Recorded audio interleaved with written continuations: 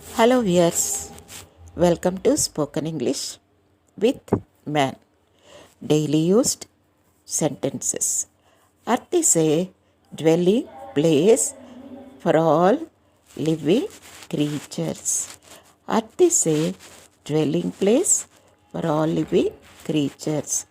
Earth is a dwelling place అంటే మరి భూమి ఒక నివాస యోగ్యమైనది. ఎవరికి? ఫర్ ఆల్ లివింగ్ క్రీచర్స్, ప్రతి జీవికి కూడా. We are having 8 planets. Among the 8 planets earth is only having sufficient water. మనకున్న 8 గ్రహాల్లో అర్త్లో మాత్రమే కావలసినంత నీరు ఉంది. But nowadays scientists are saying on the moon also some water traces are there. అయితే సైంటిస్టులు ఏమంటున్నారంటే మూన్ మీద కూడా, అంటే మరి చంద్రుడి మీద కూడా నీళ్లు ఉన్నాయి అంటున్నారు. But they are not certain that whether that water came from the earth or it is only the sheet of ice.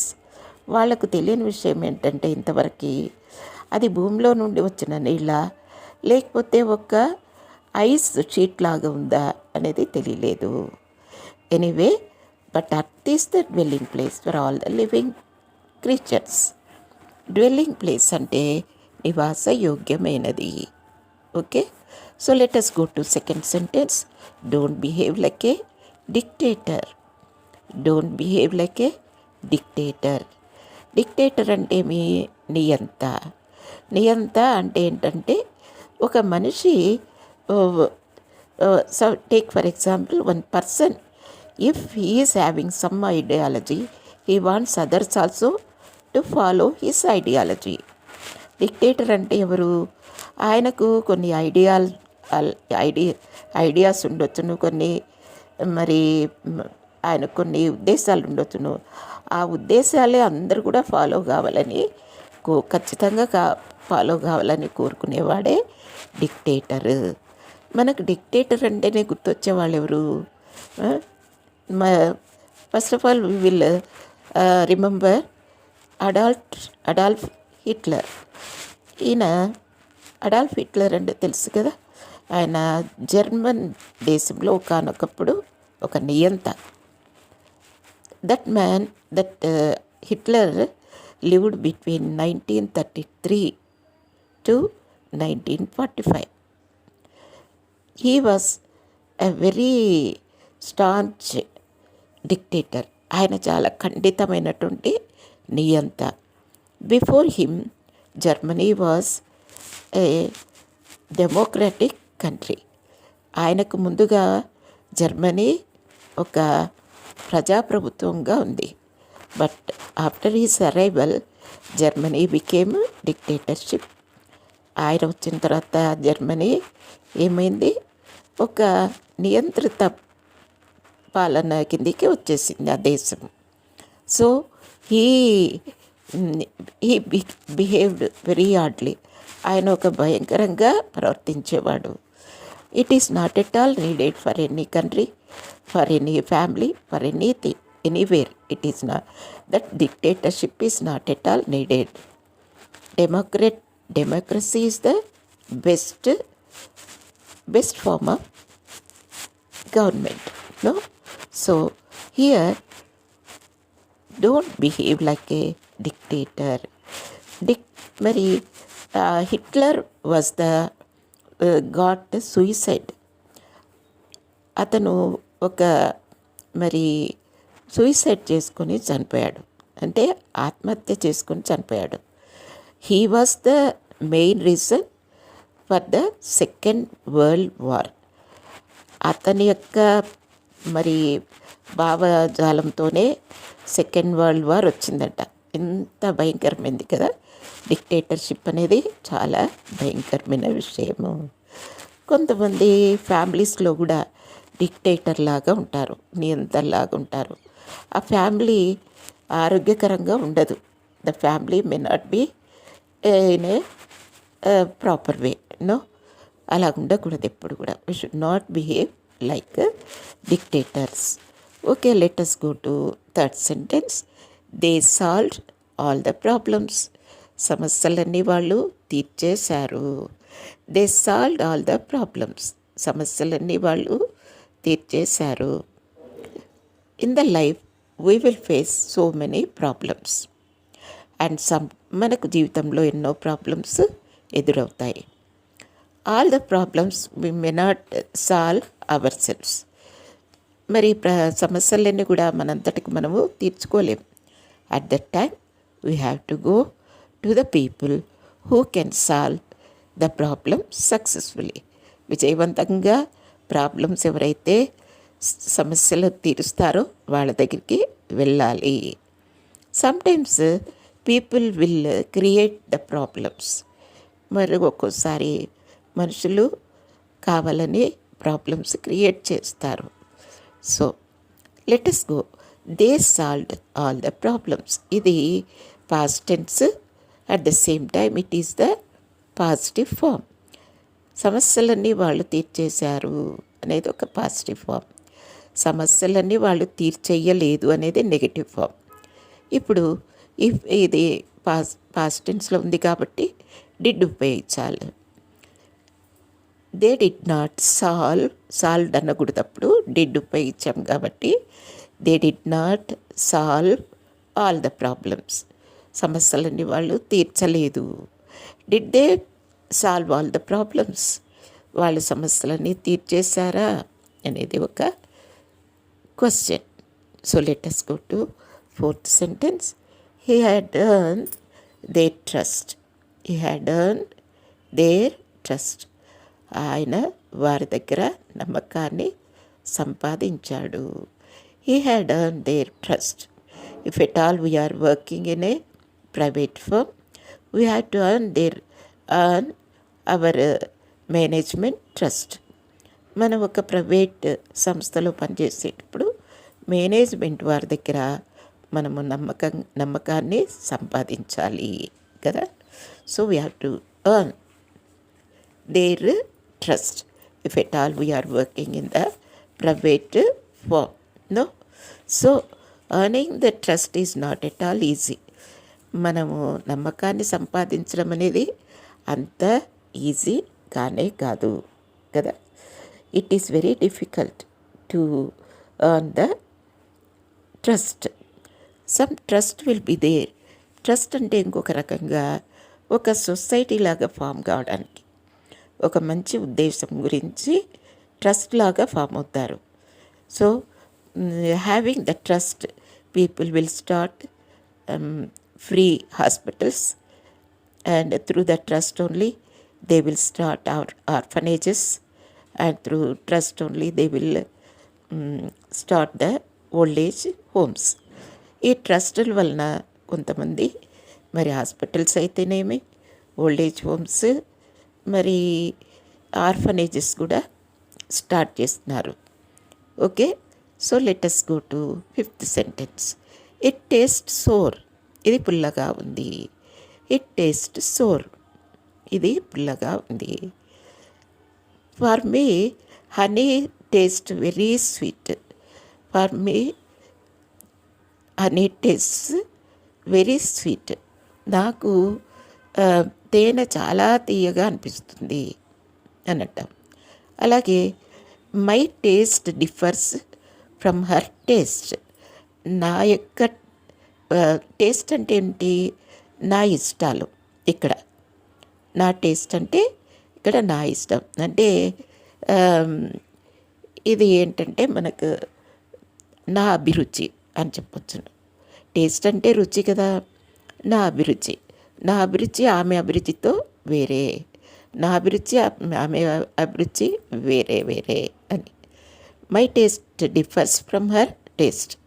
అర్థమైందా? My taste differs from her taste. నా టేస్ట్ ఆమె టేస్ట్కు వేరుగా ఉంది అని అర్థం. అలాగే his taste is to face some, what we can say, some people want to achieve some what we adventures. Some people want to face some adventures. So he tastes to face the his taste is to face the adventures. ఆయన taste ఎలాగుందంట, to face the adventures, సాహసాలను ఎదుర్కొనేది ఆయన యొక్క taste. అతని యొక్క అభిరుచి ఏంటంటే సాహసాలను ఎదుర్కోవడము. ఇంకొకటి ఏంటంటే ఇంకొక రకంగా కూడా చెప్తా. At this moment I faced a bitter experience. ఈ సమయంలో నేను ఒక చేదు అనుభవాన్ని ఎదుర్కొన్నాను. అర్థమైందా? అట్ దిస్ మూమెంట్ అంటే ఈ సమయంలో I faced A bitter experience, ఒక చేదు అనుభవాన్ని పొందినాను అని చెప్పొచ్చు. Okay, now let us go to sixth sentence. It is 1 hour that they started from there. It is 1 hour that they started from there. వాళ్ళు అక్కడి నుండి బయలుదేరి 1 గంట కావస్తుంది. అక్కడి నుంచి బయలుదేరి 1 గంట అయింది అంటాం కదండి. అంటే 1 గంట అయింది ఇంకా రాలేదు అని కూడా అంటాం ఒక్కోసారి కదా. It is 1 hour that they started from there but not yet come here. They didn't come here now also అని అంటాం. ఇప్పుడు కూడా ఇంకా రాలేదు అని. It is 1 year that they got married. వాళ్ళు వాళ్ళకు మ్యారేజ్ అయ్యి 1 సంవత్సరం అయింది అలాగా. Okay, it is 2 years that I started working in this school. నేను ఈ స్కూల్లో పనిచేయడం మొదలయ్యి 2 ఏళ్ళు అయిపోయింది. ఇలాగ మాట్లాడచ్చు. అర్థమైంది కదా. So let us go to 7th sentence. This place is very spacious. This place is very spacious. Spacious అంటే ఏంటి? విశాలమైనది. ప్లేస్ వేరే, స్పేస్ వేరే. ప్లేస్ అంటే స్థలం, PLACE. స్పేస్ అంటే SPACE, స్పేస్. స్పేస్ అంటే ఆకాశ విశాలాన్ని స్పేస్ అంటాం. స్పేస్లోనే కదా మనకు నక్షత్రాలు, సూర్యుడు, చంద్రుడు అంతా ఉండేది కదా. ఆ స్పేస్ వేరే, ఇది ప్లేస్ వేరే. So this place is very spacious. Spacious అంటే విశాలమైంది. దానికి opposite narrow. Okay, we cannot live in a narrow place కదా. We cannot live in a narrow place. ఇరుకైన స్థలంలో ఉండలేము. Some people like to live in the outskirts of the cities. కొంతమంది city outskirts, మరి నగరానికి వెలుపల జీవించాలని కోరుకుంటారు. Some people like to live in the outskirts of the city. Understood? So this place is very spacious. I like my native place అంటాం. మా స్వగ్రామము, మా స్వస్థలము అంటే మాకు చాలా ఇష్టము ఇలా కదా. So let us go to 8th sentence. Sunset is very marvelous with golden color in the west. Where the sunset will happen? Sunset will happen in the west. Have you seen the sunset in the evening? How will it be? మీరు sunset చూసారా? ఎలా ఉంటుంది? చాలా అందంగా ఉంటుంది కదా, మార్వలస్గా ఉంటుంది. ఈ మధ్యకాలంలోనే మనం మార్వలస్ గురించి నేర్చుకున్నాం కదా. ఐ గాట్ మార్వలస్ డ్రీమ్ అన్నాం. మార్వలస్ అంటే చాలా అందంగా ఉందంటాము, మనోహరంగా ఉంది అంటాము. తెలుగులో నానార్థాలు ఎన్నో ఉన్నాయి కదా మనకి, అలాగా. సో సన్సెట్కి opposite sunrise. So sunset will happen in the evening in the west, no. So sunset is very marvelous with golden color in the west. పశ్చిమాన సూర్యాస్తమయము బంగారు వర్ణంలో ఎంతో మనోహరంగా ఉంది. సన్సెట్ అంటే మరి సూర్యాస్తమయము ఈజ్ వెరీ మార్వలస్, చాలా మనోహరంగా ఉంది. ఎలాగుంది? విత్ గోల్డెన్ కలర్, మరి బంగారు వర్ణంతో. వర్ణము అంటే కలర్ అంటే వర్ణం. ఇక్కడ వెస్ట్లో, పశ్చిమాన. అర్థమైంది కదా. So sun rise will happen in the east with the marvellous colours in the east కదా. మరి ఉదయాన మరి మనకి ఈస్ట్లో సూర్యోదయం జరుగుతుంది కదా, అలా. సో